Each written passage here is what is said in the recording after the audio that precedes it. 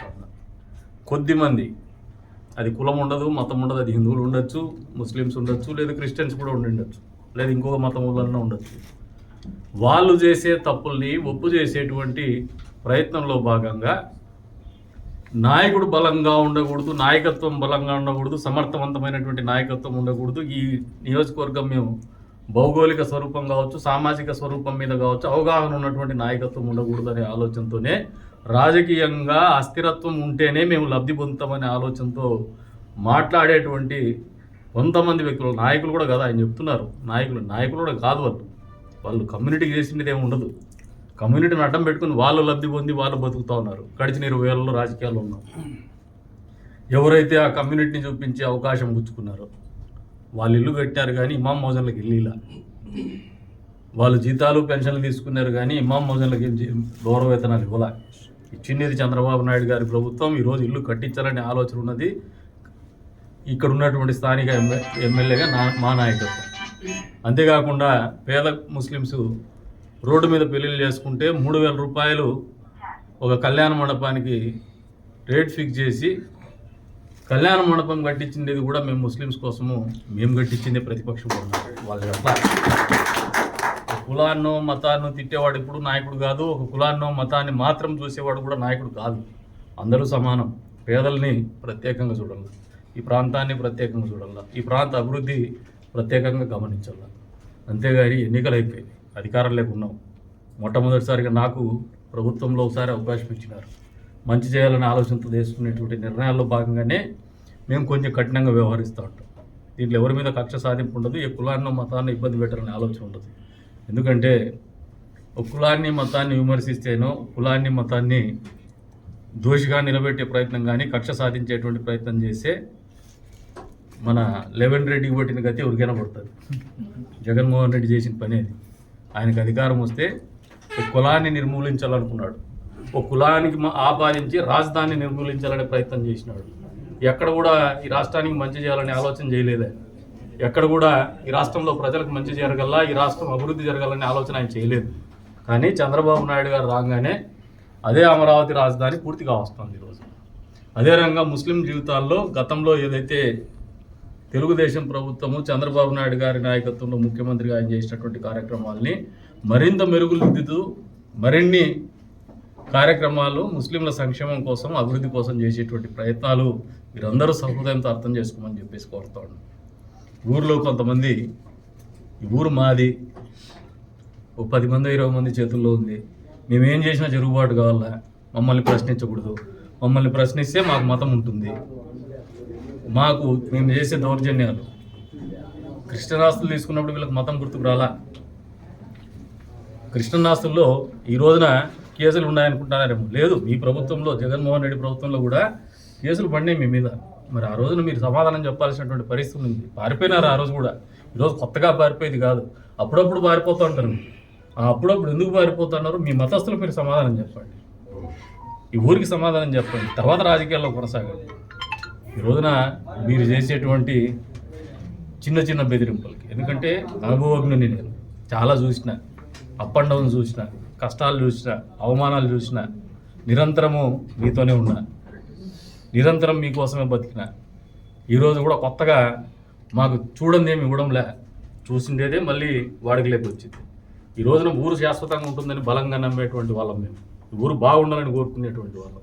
ఈ ఊర్లో మార్పు రావాలా, ప్రజల జీవితాల్లో మార్పు రావాలా, ఆ మార్పు మంచి మార్పు ఉండాలా, వాళ్ళ జీవన ప్రమాణాలు పెరగాలనే ఆలోచనతో ముందుకు పోతున్నాం. ఎక్కడంటే అక్కడ ఇండస్ట్రియల్ పోయేసి మీరు కమ్యూనిటీ హాల్ కడితే చూస్తూ ఊరుకుండాల. 3 నెలలు సమయం ఇచ్చినాం, మాకు పార్టీ ఫండ్ ఇస్తామంటారు. 20,000 మీ పార్టీ ఫండ్, మీరు ఇచ్చిన పార్టీ ఫండ్తో నడిపినామా మేము? అంటే నువ్వు కమ్యూనిటీ హాల్ కట్టుకుని మాకు పార్టీ ఫండ్ ఇస్తావు, మేము దానికి వీళ్ళు కాకపోతే మతస్థులను ఇబ్బంది పెడతాంటారు. ఎందుకు ఇబ్బంది పెడతాం? మీరు వ్యాపారం సక్రమంగా చేయండి, తప్పు కాదు. ప్రజలకు మంచి చేసే వ్యాపారాలు చేయండి, తప్పు కాదు. ప్రజలను దోచుకునేటువంటి ఆలోచన కానీ, ఊరి అభివృద్ధికి కుంటుపడేటువంటి పరిస్థితుల్లో మీరు ఏదైనా ఆలోచన చేస్తే ఖచ్చితంగా బెత్తం తీసుకొని, అది ఎవడైనా కావచ్చు, మా పక్కన ఉన్నైనా ముడ్డు మీద కొట్టేకి మేము సిద్ధంగా ఉన్నాం. మేము ఎక్కడ దానికి వెనుకాడం, చాలా టఫ్గా ఉంటాం. ఎందుకంటే వ్యవస్థలు కుప్ప కూలిపోయినాయి. ఎంఆర్ఓ ఆఫీస్లో చూస్తే విచిత్రకరమైన పరిస్థితులు. యువని భూములు ఎవడు ఎక్కించుకున్నాడో తెలియదు. గ్రామీణ ప్రాంతంలో పోతే దొంగ పేర్లతో ఎక్కించేసుకున్నారు. వాళ్ళు నాయకులుగా చలామణి అవుతారు. ఒక సెంటు భూమి లేనటువంటి వ్యక్తి గత ప్రభుత్వ హయాంలో ఒక మండలంలో 53 ఎకరాలు ఆయన కొడుకు ఆయన భార్య పేరు మీద భూమి కొన్నాడు. అదే మనిషి 420 కేసు, చీటింగ్, ఫోర్జరీ, తప్పుడు పత్రాలు చేసినటువంటి కేసుల్లో జైల్లో ఉంటాడు. అంటే దీనికి సంబంధాలు ఉన్నాయా లేదా ప్రజలు ఆలోచన చేసుకోండి. అక్రమ మద్యం చేసినారు, మట్టి వ్యాపారం చేసినారు, పెద్ద ఎత్తున భూములు కొల్లగొట్టారు.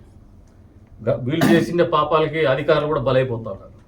ఈ రోజున కొద్దిమంది తనకల్లో వచ్చే రోజుల్లో చెప్తున్నా రెవెన్యూ అధికారులు కూడా జైలు పోయేటువంటి పరిస్థితి, తహసీల్దారులు, ఆర్ఐలు కూడా పోయేటువంటి పరిస్థితి, సర్వేర్లు వెళ్ళిపోయేటువంటి పరిస్థితి. పరిపాలన అధికారం ఇస్తే పరిపాలన చేయాలంటే అందరూ బాగుండాల. అందరూ బాగుండే రంగా చూడాల్సిన బాధ్యత మా మీద ఉంటుంది. వాళ్ళతో దొంగ పని చేయిస్తే నష్టపోయేది ఊరు, నష్టపోయేది ప్రజలు. అది ప్రజల ఆస్తి. ఆ కార్యక్రమాలు ఇవ్వడం చేస్తే మీకు మతం గుర్తుకొచ్చేస్తుంది.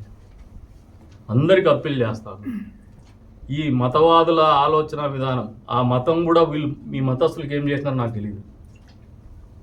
ఎవరికైనా కష్టం వస్తే ఎప్పుడైనా ఆదుకున్నారా లేదో నాకు తెలియదు. కానీ రాజకీయానికి మాత్రము, లేదంటే ఎవరైనా పనిచేసేవాడిని బెదరగొట్టడానికి మాత్రము ఇది ఒక ప్లాట్ఫామ్ కింద వాడుతూ ఉన్నారు. బెదరగొట్టే ఆలోచనతో మీరు చేసేటువంటి కార్యక్రమాలు బెదిరేటువంటి వాళ్ళు ఎవరు లేరు. గతంలో కూడా చెప్పిన అందరూ మా వాళ్ళే. ఎక్కడ మాకు మతపరంగా మేము ఆలోచన చేసేటువంటి పరిస్థితులు లేవు. మేము పరిణితి చెందినటువంటి నాయకత్వం. 20 ఏళ్ళు 5 ఎలక్షన్లు చేసినాం. ఇంకా మతమో కులమో అనుకునేటువంటి బతికేటువంటి పరిస్థితులు నేనైతే లేదు. వ్యక్తిగతంగా చెప్తున్నా, ఖచ్చితంగా చెప్తున్నా. అందరూ మా వాళ్ళే. ఊరు మాది, మా ఊరు బాగుండాలా. మేము చచ్చిపోయినా కూడా మా ఊరు ఆ దిశలో ఏ రకంగా ఆలోచన చేసేటువంటి పరిస్థితులు మేము నెలకొల్పాలని ఒక దృఢ సంకల్పంతో పనిచేస్తున్నాం. కానీ ఎక్కడ కూడా సంకుచితమైనటువంటి భావాలతో కానీ, సంకుచితమైనటువంటి మనస్తత్వం కానీ, లేదు వాస్తవాలకు దగ్గరగా లేనటువంటి ఆలోచన కానీ మా దగ్గర లేవనేది వాస్తవాన్ని ప్రజలందరికీ కూడా తెలియజెప్తాను.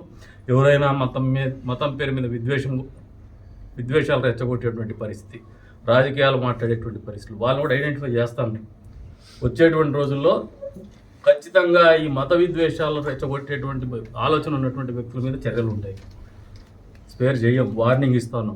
ఇప్పటికైనా మారండి. మీరు ఒక 5-6 మంది ఈ ఊర్లో అదే పని పెట్టుకొని చేస్తున్నారు. మీ అవసరాల కోసం చేస్తాను. ఇప్పుడు ఇండస్ట్రియల్ కారిడార్లో ఒక సెగ్మెంట్ పనిచేస్తుంది.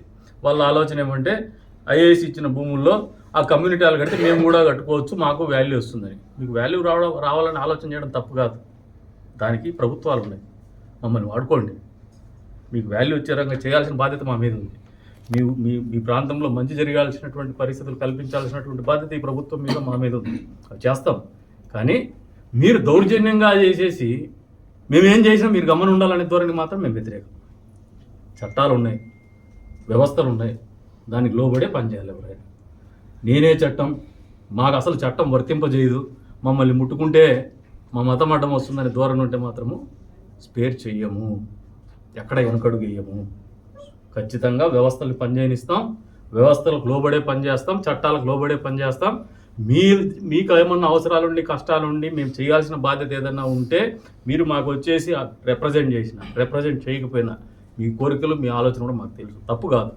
ఈ భూములు రెక్కలు రావాలనుకోవడం తప్పు కాదు, మీ ఆస్తులు పెంచుకోవాలనుకోవడం తప్పు కాదు.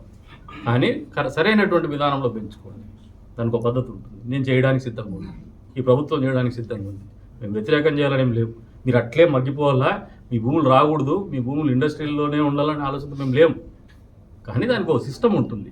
ఒక జోనల్ మేనేజర్, ఈ ఊరు ఆడబిడ్డ, 3 నెలలు సమయం ఇచ్చిన, చెప్పిన పదే తప్పమ్మా, ఈ ఊర్లో మేము ఒక ఇండస్ట్రియల్ కారిడార్ పెట్టాలనుకుంటున్నాం. ఇటువంటి ఈ తరహా పరిస్థితులు మీరు కల్పిస్తే రేపు పొద్దున అంత ఇండస్ట్రియల్ కారిడార్కి పరిశ్రమలు వచ్చేటువంటి పరిస్థితి. ఎందుకంటే గతంలో ఒక ఏపీఐసి ద్వారా ఒక ఇండస్ట్రియల్ దీన్ని పార్క్ మీరు సెట్ చేసినారు. దాంట్లో ఈ రకంగా ఎవడు పడితే వాడు ఇల్లు కట్టుకోవచ్చు అనే ధోరణికి వస్తే రేపు పొద్దున కూడా రాదు. లేదు, పద్ధతులు ఉండవని చెప్పినాం. ఇవన్నీ దాచిపెట్టి మేమేదో చేసినామని చేస్తాం. గ్యారెంటీగా తప్పు చేస్తే దండిస్తాం, తప్పు చేసి నిలదీస్తాం. అది నీకు నొప్పి అయినా మాకేం ఇబ్బంది లేదు. అది మీ మతానికి ఏం సంబంధం? అసలు నువ్వు చేసే తప్పులు మతానికి ఏం సంబంధం? మతం ఎప్పుడు మంచిగా చెప్తుంది, అందరినీ బాగా చూసుకోమంటుంది, పేదోడిని దగ్గర తీసుకోమంటుంది, పేదోడిని ఉన్నత స్థాయికి తీసుకురమ్మంటుంది, వాడి జీవితంలో కష్టం వస్తే ఆదుకోమంటుంది. ఏ మతమైనా అదే చెప్తుంది.